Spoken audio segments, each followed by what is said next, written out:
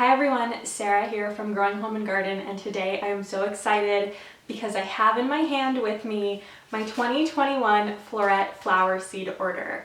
This is so exciting for me because it's really the first taste of summer that you get, the first taste of the growing season that you get when you order your seeds, and I've got lots of them here, so I thought I would show you all of the ones that I picked up for 2021.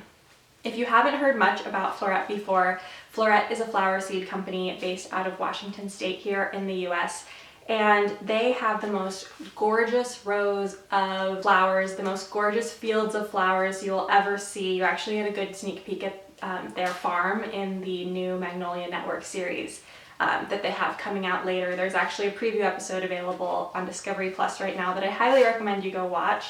I loved it. I love to see all of the beauty that they're growing over at Floret, and we really get a taste of that in their seeds. It feels amazing that I get to grow the same plants that they're growing over at their farm. If only I had a farm just like theirs, that would be the dream. But you get a little bit of a taste of it here in their seeds, and I ordered about 35 packets of seeds this year. Which means I'll have seeds for years and years, but I thought I would go over what I got and where I'm planning to put each of these gorgeous plants, some of them in the cut flower garden, some of them tucked in the landscape, maybe some in containers. I will link Floret's Instagram as well as my Instagram down below, and I'll also link to all of the seeds I'm talking about. Do know that a lot of them are sold out, but you may be able to find some remaining stock, and for the ones that are sold out, you might be able to find some similar ones from other seed companies. Enough with the introduction. I want to get right into it and start off with zinnias.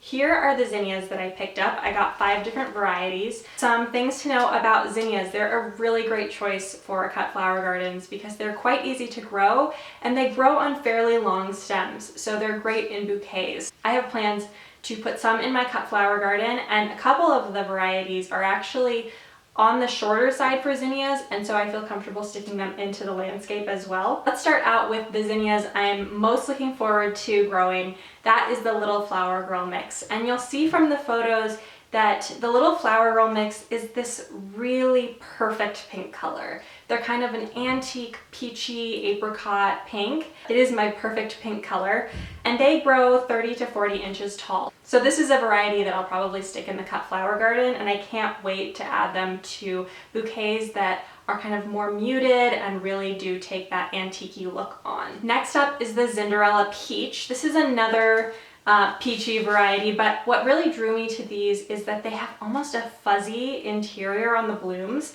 They're 25 to 30 inches tall, so they're a little bit shorter. When it comes to a zinnia variety, they're a little bit more reasonable to stick in the landscape, and that's actually the plan I have for them. I want to pop them into the landscape. I just love that they're kind of this frilly, fuzzy look in the center. These for me are so whimsical and fun and inviting. The fuzziness and the frilliness almost makes it like a little teddy bear you want to hug, if that makes any sense. So I'm very excited about the look on these and the structure of the bloom and the color. Next up, I picked up Oklahoma Ivory, and this color is very muted and antique and soft, and I very much love that in a bouquet. They are 30 to 40 inches tall, so definitely on the taller side, kind of a cut flower variety, cut flower garden variety for me. And they have these gorgeous double blooms that look so full and so inviting in a bouquet. So very excited to plant these up in the cut flower garden. Next up, another pink zinnia. I very much like pink flowers, but I have a Benry's Giant Salmon Rose. You can expect a larger bloom on these, which is something that I wanted. I wanted kind of a striking zinnia element to be able to throw into bouquets, something that takes up a little bit more room, so I thought this was a great addition. Next up is the Lilliput mix. I hope I'm saying that right. These don't grow quite as tall, actually. They're 24 to 30 inches tall. The colors in this mix are very saturated, striking colors. Even though they're kind of on the shorter side, 24 to 30 inches tall, the color is so striking that I would put them in the cut flower garden instead of tucking them into the landscape because they're not quite the soft look that I'm going for generally. But I thought they would be super interesting in arrangements, so I had to pick these guys up. Next up, I want to talk about another notoriously simple, easy cut flower to grow, and that's sunflowers. I actually got 3 different varieties of sunflowers. One of them is still in the mail. I did place 2 different Floret orders, and one of them, the bigger one, got here. The smaller one isn't quite arrived yet. But first, let's talk about the panache sunflower. So the panache sunflower looks to be a classic yellow sunflower color, but the interior is that fluffy, shaggy look that I really like in a flower. I think this is a very fun alternative to your classic yellow sunflower because it has that added texture. They do grow quite tall. These are 60 to 72 inches tall. And so I am thinking that I'm gonna have a sunflower patch dedicated solely to sunflowers, because if they're just placed willy-nilly in the garden, I think it would look a little bit out of place to have something so tall towering over the rest of the plants. Next up, we have the Pro Cut Red sunflower, and these grow a similar height, 60 to 72 inches tall, but as the name implies, they are a red color, and it's not the kind of bright red rose red, but it is a deep red, very saturated color. I thought it would be beautiful against the yellow in the sunflower patch that's going to come from the panache sunflower. I don't have it with me, but the very last variety of sunflower that I picked up is called Ruby Eclipse, and this one is a more washed out red color. There's kind of differences in the amounts of red throughout the petals, and I'm just imagining putting together those 3 varieties of sunflowers that I got is going to make a beautiful bouquet. And who doesn't love getting a sunflower arrangement? So I hope that I can gift these to a lot of different people.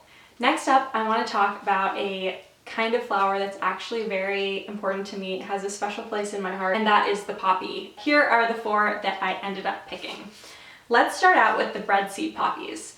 I imagine that if a fairy were to plant a flower garden, she'd have breadseed poppies all over the place. So of course I want that in my garden. This one is the white frills, and I also picked up the lilac peony.